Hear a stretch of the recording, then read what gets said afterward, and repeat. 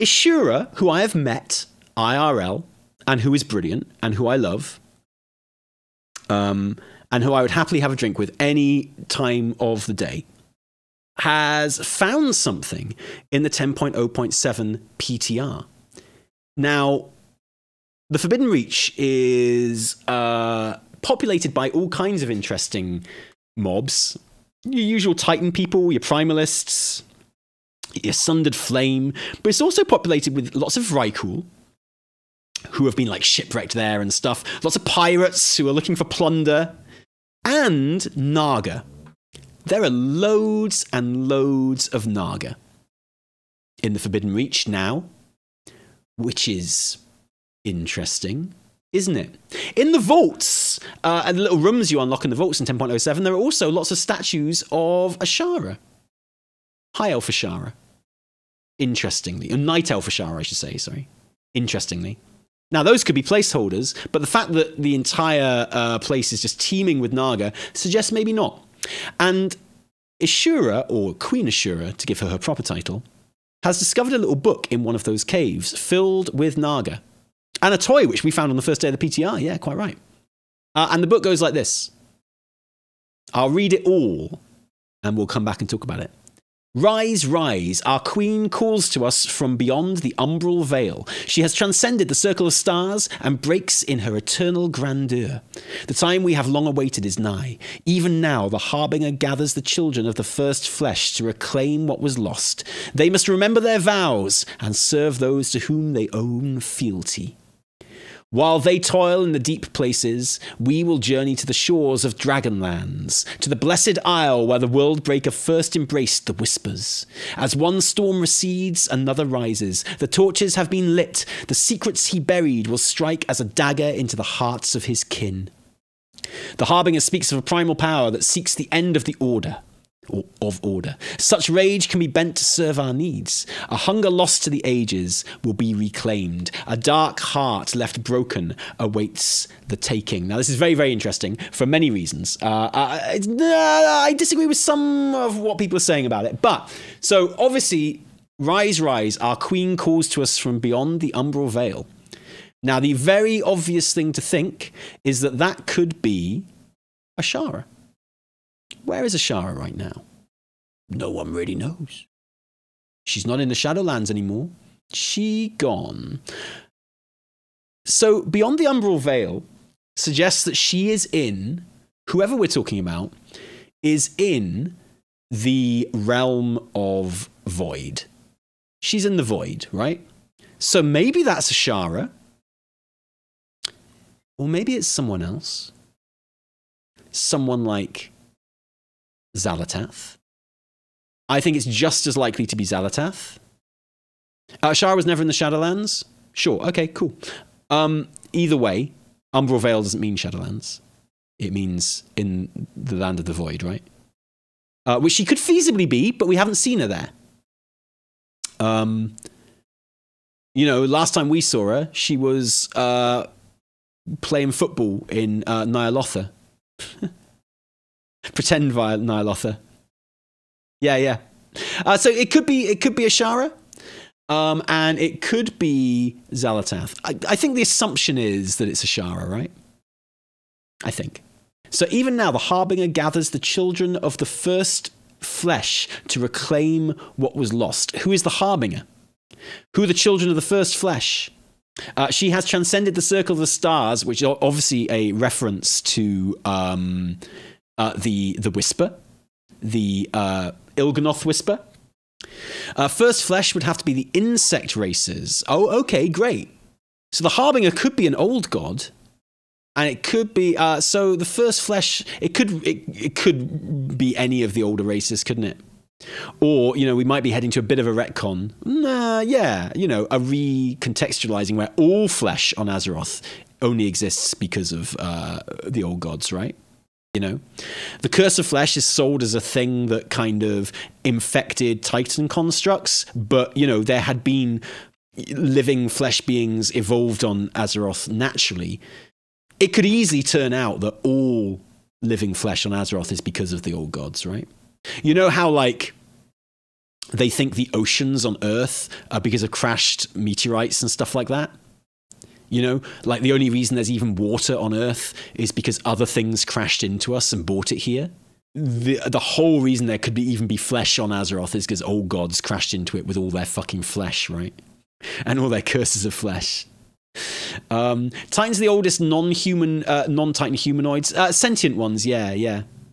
So yeah, there's loads of scope. Basically, what I'm saying is children of the first flesh could mean fucking anyone. It could mean anyone, because they could just make it mean anyone, right? They must remember their vows and serve those to whom they owe fealty. Could be dragons. Dragons are made of flesh. They predate trolls, don't they? Could be dragons. Probably is, isn't it? The idea at the moment is, yeah, the drakes, the proto-drakes, yeah. So they're called the children of the first flesh anyway. So the first flesh would be the old gods, probably. And the children would be basically anyone. And it doesn't say the first children of the first flesh. It just says the children of the first flesh. So that can mean anyone from the very first people that they created to the latest people that they created, right? So the reason I'm thinking proto-drakes right now is obviously because that would be on theme. But also don't forget how they talk about Iridikron in the cinematic at the end of the raid, where they say Iridikron, you know, he made some dark deals or some shit, don't they? They say, you know, even Ice Girl and Fireboy, his other Proto-Drake friends, his other Primalist friends, would kind of balk if they knew the lengths and that he had gone to, right? So there's a definite suggestion that he has made some deals, which would play into they must remember their vows and serve those to whom they owe fealty. But it could easily mean someone else, right? It could mean dwarves. It could mean all dwarves, honestly. It's interesting and open-ended, just how I like it. While they toil in the deep places, so they're talking about the children of the first flesh here. And that's the thing. I think if you take first flesh to mean the old gods, the children of the earth of the old gods could literally mean anyone. While they toil in the deep places, so they are busy at work on something right now, we, the Naga, will journey to the shores of the Dragonlands, which is where we find them. To the Blessed Isle, where the Worldbreaker first embraced the Whispers. So they clearly, like, deify Neltharion to a certain degree. He's like the prophet, in a way. The Harbinger?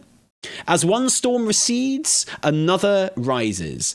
This is lovely. In the way that it kind of taps into the language of BFA, and which is obviously where we saw N'Zoth last. This is just a great line. This is just really, really good.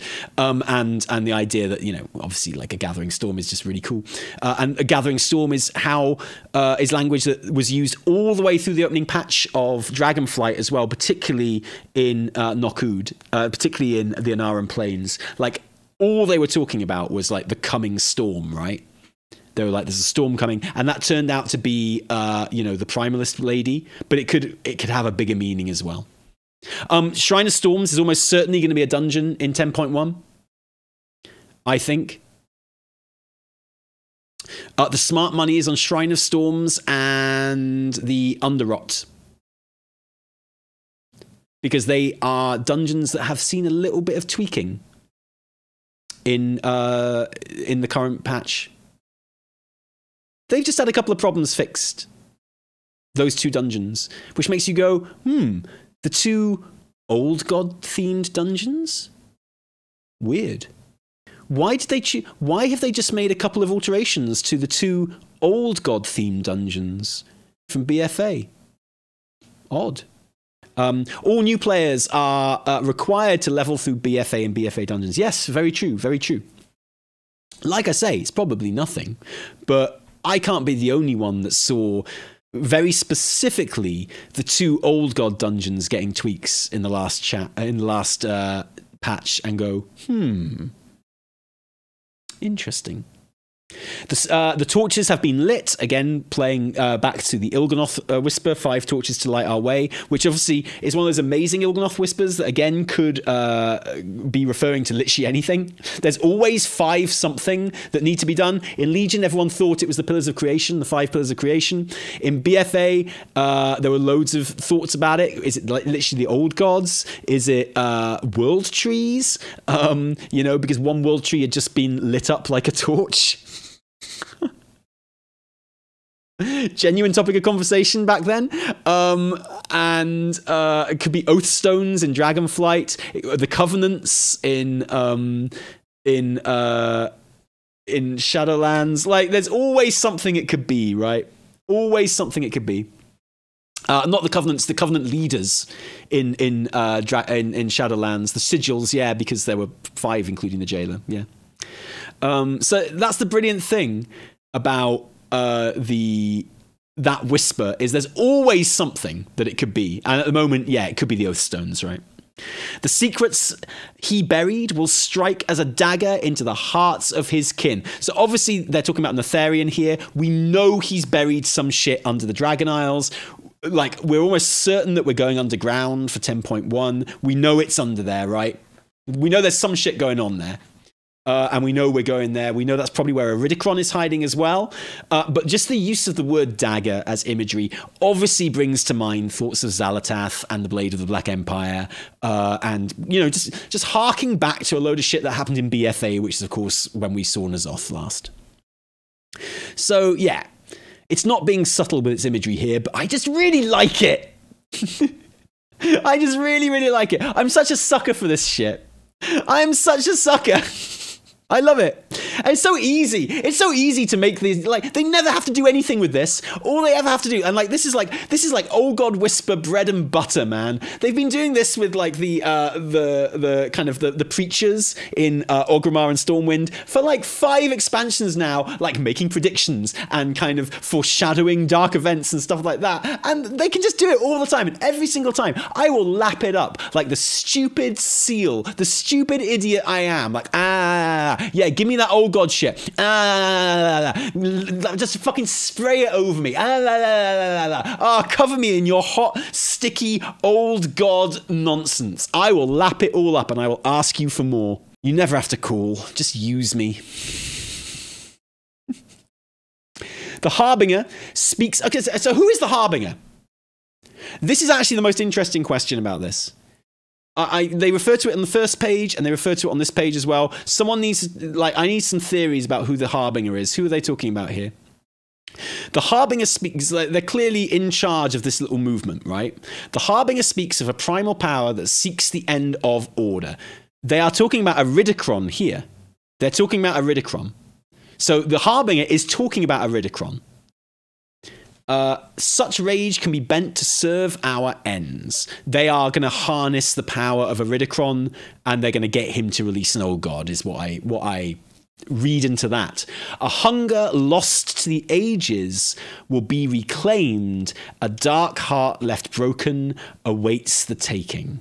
And I can't be the only one that reads those 2 lines. A hunger lost to the ages will be reclaimed. A dark heart left broken awaits the taking.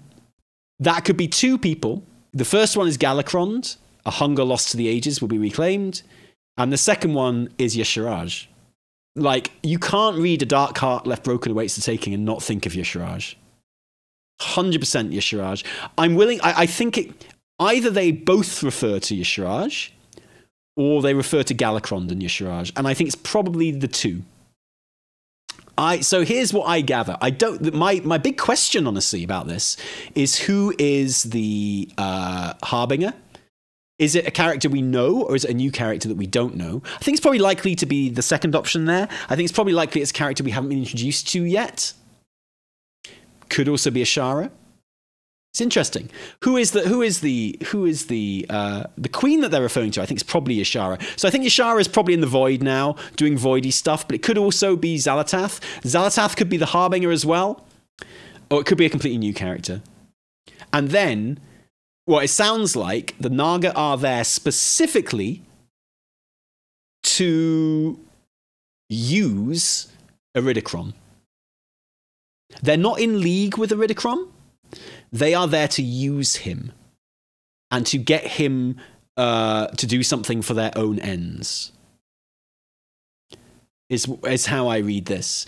And that looks like it's going to be releasing or rebirthing or whatever. I think the result of it is something we've been, predicting anyway. I think the result of it is going to be Galakrond and Y'Shaarj. Or maybe like this fifth old god that we don't know of yet.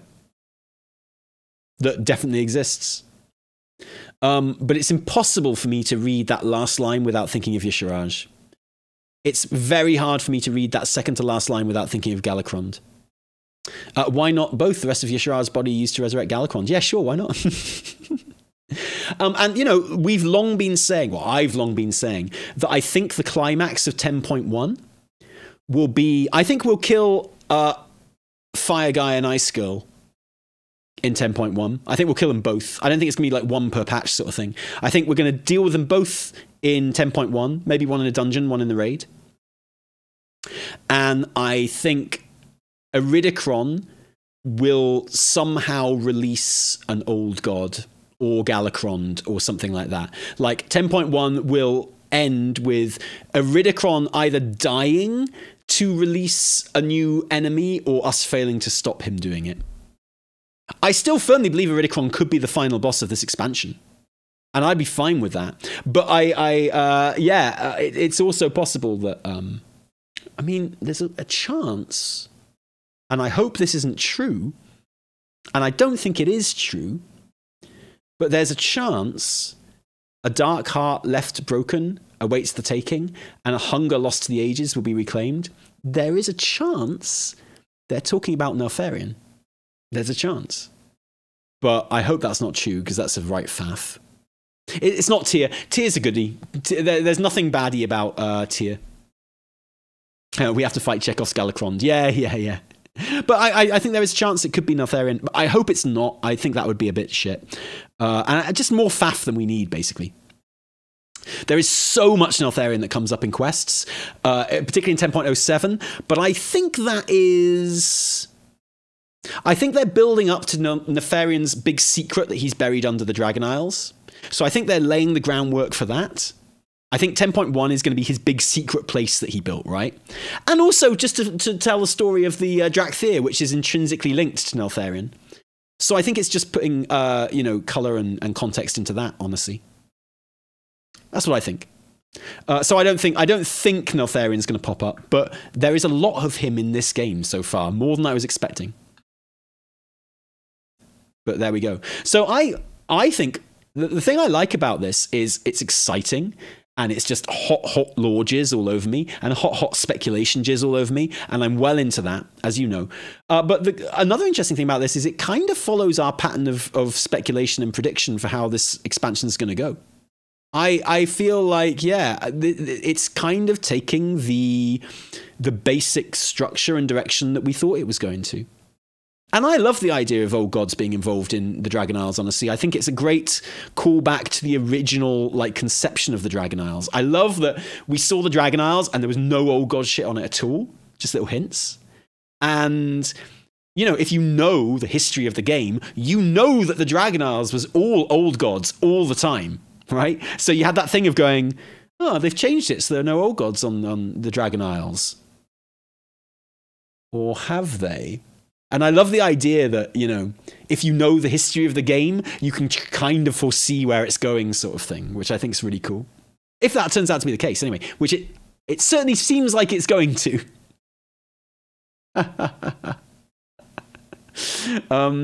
So I'm more convinced than ever that we'll see Galakrond and Y'Shaarj now. I was pretty confident in it before. I'm very confident in it now. Loads of lore books like this in the game, by the way, in 10.07. They're literally all over the place. There's diaries from Neltharion. There's diaries from Drakthir. There's bullshit like this.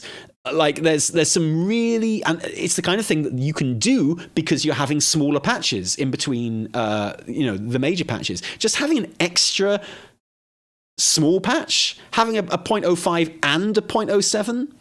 just gives you so much more scope, for advancing the story incrementally rather than in like bigger jumps. And I think that's a great thing. You know, I think that's so good and can only be good for the storytelling and the expansion. Fantastic. Do we know if the Dragon Isles were picked by the aspects or if this was a Broodlands from Proto-Drake times? Great question. I think it was picked by the Titans more than anyone. Like, it's likely that the Dragon Isles is kind of where the Proto-Drakes were from, and that's why Tyr decided to build there.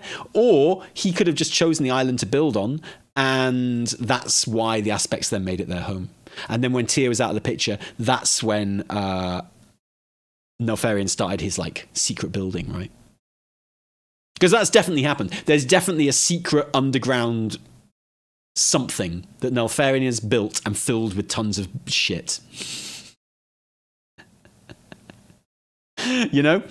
So I guess we'll find out. But I mean, you know, more confirmation that there's old gods in this expansion and some pretty awesome hints about how, why, where, and when. Like, subscribe. Patreon's only $1.